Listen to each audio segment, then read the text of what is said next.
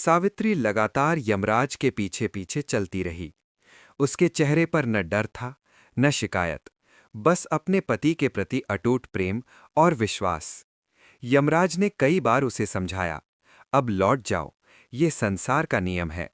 लेकिन सावित्री ने विनम्रता और बुद्धिमानी से धर्म, कर्तव्य और प्रेम की बातें करते हुए अपनी यात्रा जारी रखी।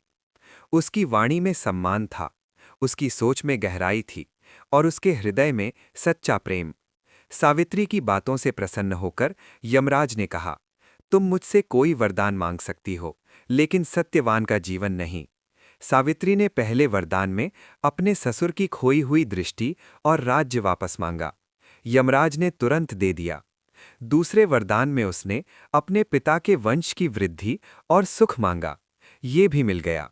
फिर सावित्री ने तीसरा वरदान मांगा, मुझे और सत्यवान को संतान का सुख प्राप्त हो। यमराज ने बिना सोचे ये वरदान भी दे दिया।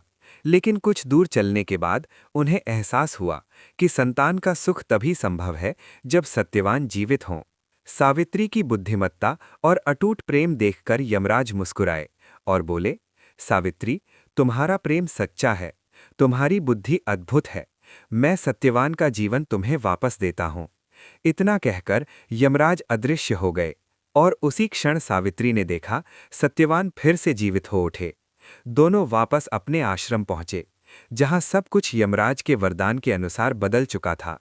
ससुर की दृष्टि लौट आई थी, राज्य वापस मिल गया था और सावित्री सत्यवान का प्रेम सदा के लिए अमर हो गया। ये कथा हमें सिखाती है कि सच्चा प्रेम, धैर्य और बुद्धिमानी सबसे कठिन परिस्थितियों को भी बदल सकती है। और इस तरह एक नारी के अटूट प्रेम, धैर्य और बुद्धिमानी ने मृत्यु के नियमों को भी बदल दिया। ये सिर्फ सावित्री और सत्यवान की कहानी नहीं, ये हर उस दिल की कहानी है जो सच्चे प्रेम और विश्वास की ताकत पर भरोसा करता है। याद रखिए, जब इरादे सच्चे हों और साथ अडिग हो, तो किस्मत भी अपनी राह बदल देती है। अगर इस अमर गाथा ने आपके मन में भी कोई भावना जगाई हो, तो इस कथा को यहीं खत्म मत होने दीजिए। इसे आगे बढ़ाइए, एक दिल से दूसरे दिल तक। अगर आज की कहानी ने आपके दिल को छुआ है, तो इसे सिर्फ देखकर मत जाइए। इसे उन लोगों तक जरूर पहुंचाइए जो सच्चे प्रेम और विश्वास की ताकत को महसूस करना चाहते हैं।